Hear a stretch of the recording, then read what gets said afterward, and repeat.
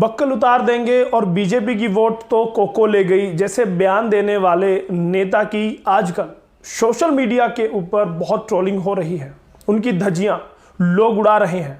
खबरदार खबरदार खबरदार, जो ट्रैक्टर को रोक्या उसके बक्कल बक्कल बक्कल तार दिए जाएंगे अगर ट्रैक्टर को रोक्या किसी। जी हां, आप समझ ही गए होंगे, हम बात कर रहे हैं राकेश टिकैत की। नमस्कार, मैं स्वागत करूंगा आपका आरएनए कंचन टीवी का खास शो रियल न्यूज एनालाइज, खबरों का असली विश्लेषण, जिसमें हम खबरों को उधेड़कर खबरों को विस्तार से आपको बताते हैं, समझाते हैं। यूं तो किसी परिचय के मोहताज राकेश टिकैत नहीं है, लेकिन फिर भी मैं बता दूं, यूपी के कद्दावर नेता बाबा महेंद्र सिंह टिकैत के सुपुत्र हैं। अपने भाई नरेश टिकैत जो भारतीय किसान यूनियन के अध्यक्ष हैं, राकेश टिकैत का कद उनसे थोड़ा सा कम था, लेकिन प्रवक्ता के तौर पर जब उन्होंने शुरुआत की और आज वो पॉपुलैरिटी के मामले में मोदी से बस 2 कदम पीछे हैं। थोथा मुंह छोड़कर बात करने का अंदाज सामने वाले को धराशायी करने के लिए काफ़ी है। बेबाकी के लिए जाने जाते हैं, अपने ठेठ देसी अंदाज में बात रखते हैं और बड़े बड़ों को पानी पिला देते हैं। एक वक्त आया जब किसान आंदोलन टूटने की कगार पर था, तब बच्चे की तरह फफक कर रो पड़े थे राकेश टिकैत। उसके बाद कमाल ही हो गया, इनकलाब आ गया, पूरा देश उठ खड़ा हुआ। उसके बाद पॉपुलैरिटी उनकी इतनी बढ़ी कि दूसरे किसान नेता भी उनसे खार खाने लगे। कहीं ना कहीं इनसिक्योरिटी उन नेताओं को होने लगी, क्योंकि आंदोलन का बड़ा चेहरा बन गए थे राकेश टिकैत। पूरे देश के किसान क्या बात है? बर्बाद करना चाहते हैं, नहीं होगा। ये देश का किसान ये 5 लाख ट्रैक्टर भी है। अपने बढ़ते हुए कद का फायदा उठाने के लिए उन्होंने हरियाणा में जाट नेता के तौर पर खुद को स्थापित करने के लिए हरियाणा भ्रमण शुरू किया। राष्ट्रीय नेता के तौर पर खुद को स्थापित करने के लिए वो पूरे देश में जाने लगे। बंगाल भी पहुंचे। विधानसभा चुनाव में ममता दीदी को उन्होंने सपोर्ट किया। बीजेपी को नुकसान करने के लिए बीजेपी को उन्होंने अपना दुश्मन मान लिया था, इसीलिए उनको नुकसान पहुंचाने के लिए वो ममता दीदी के पास भी पहुंचे। उत्तर प्रदेश विधानसभा चुनाव में बीजेपी को, भाजपा को मजा चखाने की वो बात कहते थे। व्यंग्य के तौर पर वो कहते थे कि बीजेपी की वोट तो कोको ले गई। तो कोको को वोट देंगे, कोको को वोट देंगे, बीजेपी की सारी वोट कोको लेगी। कोको मतलब? कोको का मतलब गांव के लोग बताएंगे, ये बताओगे कोको का मतलब है। जाओ आप रुकिए इनसे पूछो कोको कौन है।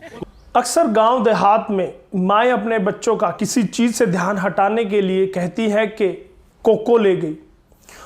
बीजेपी की हार को लेकर राकेश टिकैत इतने आश्वस्त थे कि उन्हें लगता था कि बीजेपी हार गई है, क्योंकि वो किसानों के सबसे बड़े ठेकेदार अपने आप को मानते थे, आश्वस्त थे कि सभी किसान उनके कहने पर बीजेपी को हरा देंगे, बीजेपी के खिलाफ वोट देंगे।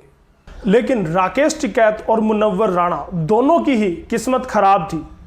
भाजपा उत्तर प्रदेश समेत 4 राज्यों में प्रचंड बहुमत से जीत गई, तो अब भाई साहब के तोते उड़ गए और उनका रिएक्शन क्या था वो भी सुनिए। देखो, आंदोलन कोई कम अच्छा बढ़ रही होगी, सरकार तो किसी न किसी की बनेगी। देखो, हमारा काम है आंदोलन का, और आंदोलन से यह हुआ है कि सारी पॉलिटिकल पार्टियों ने किसान को अपने एजेंडे में रखा, तो यही तो काम है हमारा, होना चाहिए। आप तो वही भाषा बोल रहे हैं जो अखिलेश यादव जी बोल रहे थे। ये तो होना चाहिए। ये नहीं अखिलेश वे बोल रहे होंगे, अपनी तरक्की उनकी होगी, लेकिन इनको नुकसान तो है। अरे टिकैत साहब सुनिए मेरी बात, जब आप कलकत्ता जाते हैं, बदलने जब आप कलकत्ता जाते हैं ममता दीदी के लिए प्रचार करने के लिए, हाँ। ममता दीदी तो ईवीएम पे जीती, वहां पे बीजेपी को बुरी तरीके से हराया। ये गलत, आप गलत जानकारी, आप राड ये है कि जो एंकर भी हैं वो भी गलत जानकारी रखते हैं। नहीं कैसे गलत है? एक शब्द हमारा ये बताओ कि जब बंगाल में गए हमने ये कहा हो, हाँ साबित कर रहे हैं, बोलिए ना। आप ये बताओ कि कहीं हमने ये कहा हो कि ममता बनर्जी को वोट दो? नहीं, फिर डोला सेन से एयरपोर्ट पे मुलाकात क्यों की उनके सांसद से? भाजपा को वोट लेने आते हैं, उन्होंने ईवीएम हैक की है, वही पुराना राग उन्होंने अलापा। लेकिन इस बार किसी ने भी उनका साथ नहीं दिया, विपक्षी दलों ने भी ईवीएम का रोना नहीं रोया। 4 राज्यों में भारी जीत के बाद अब बखिया उधेड़ने की बारी भाजपा की थी। तो भाजपा की ओर से सांसद संजीव बाल्यान ने मोर्चा संभाला और उन्होंने कहा कि राकेश टिकैत की कोको को हमारा हाउ खा गया। जिक्र आया था कोको का, वो कोको कहाँ है? उस कोको को हमारा हाउ खा गया। वो जो कोको वोट लेने आई थी भारतीय जनता पार्टी के, उस कोको को हमारे हाउ ने खा लिया। राकेश टिकैत खुद को किसान मसीहा मानते हैं, लेकिन आपको बता दें उनका किसान, मजदूर, समाज, राष्ट्र से कोई लेना देना नहीं है। उन्हें सिर्फ अपने फायदे से मतलब है। वो अपनी राजनीतिक रोटियां सेकते हैं, अपने मुनाफे के लिए काम करते हैं। आपको याद ही होगा जब राकेश टिकैत सरीखे किसान नेता दिल्ली के बॉर्डर पर बैठे थे, आंदोलन कर रहे थे, उस वक्त राकेश टिकैत के बड़े भाई नरेश टिकैत अपने गांव वालों की जमीनें, किसानों की जमीनें दलाल बनकर बिकवा रहे थे। अरे बढ़िया, यहाँ तो गन्ना तो इतना बेचवा गन्ना है और गन्ना बहुत ठीक रेट में मिल जाएगा। अच्छा, इतना गन्ना है, मिल इतना गन्ना नहीं ले पाता। लीज में थोड़ा सा हो जाए, ये आदमी डर रहे, ये नो डर रहे कहना भाई तो जमीन चली जाएगी। अरे तो आप भी जानते हैं जब आप भी 4 मिनट में चल रहे। चलो चलो घर में बैठ के गौरव तो करना, बात हमारे पास ही है। तो वहाँ से बिलू गाँव की जड़ से में 2 एकड़ जमीन, 2 एकड़ जमीन क्योंकि गन्ना 10 बीघा।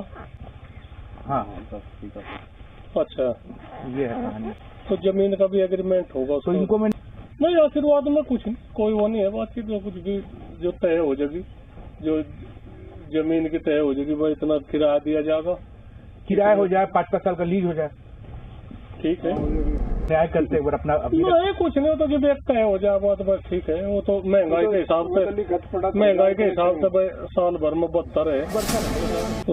मैं बताऊँ, जहाँ इनका चौसाब का वो चक है, वो ढेर एरिया को कवर करे, मेन रोड के नजदीक है, वो ढेर एरिया को कवर करे खूब। और भी वो देख लें, कोई दिक्कत नहीं। प्लांट बढ़िया रहेगा जी वहाँ पे, वहाँ है और भी कहीं कोई दिक्कत नहीं आती, कुछ नहीं, काम हो जाएगा। अब बात करते हैं कि राकेश टिकैत का भविष्य क्या होगा।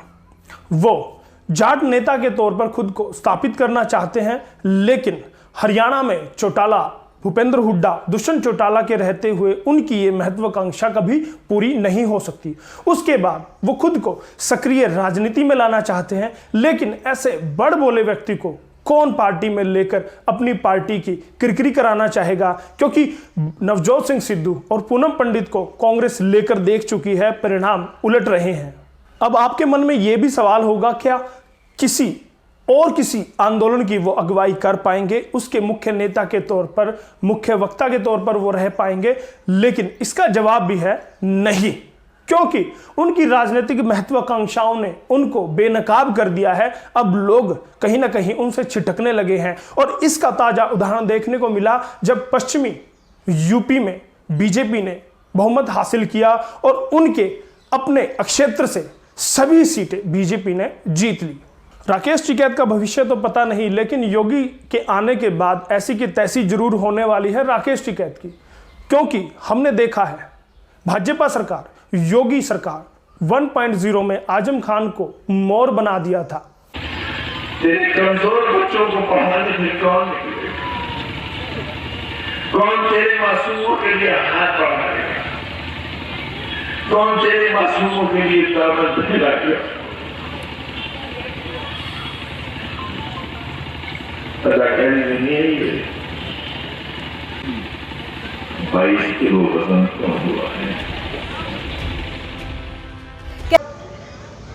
नज्म के चलाने वालों, अपने आप को शासन और प्रशासन कहने वालों, एक बार सवाल करो अपने जमीर से, तुम कहां खड़े हो? मुझे संभालो। मैं बहनों से, बच्चों से कहता हूं, अपने मेरे कदम लड़खड़ाने मत दो, मुझे थकने मत दो, मेरी आवाज को कमजोर मत होने दो, मेरी शक्ल को देखो, मेरी आंखों में आंखें तो डालो, मेरी आंखों में लिखे हुए सवाल पढ़ने की कोशिश करो, मेरे माथे पर लिखी हुई बदनसीबी की तहरीर तो पढ़ने की कोशिश करो।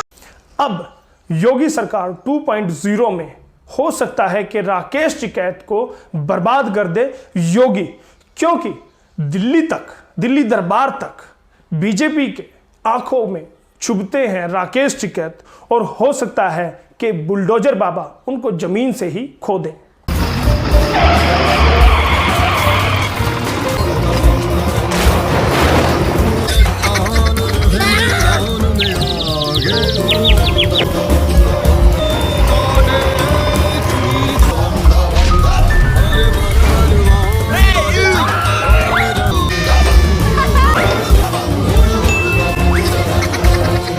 तो दोस्तों ये था आज का एनालाइज आरएनए। कैसा लगा आपको हमें कमेंट करके जरूर बताइएगा, और राकेश टिकैत का भविष्य क्या रहने वाला है, क्या आपकी राय है, वो भी हमें कमेंट में जरूर बताइए। और दोस्तों किस टॉपिक पर हमें अगला वीडियो बनाना चाहिए, आपसे सुझाव आमंत्रित है, तो कमेंट बॉक्स में हमें बताइए।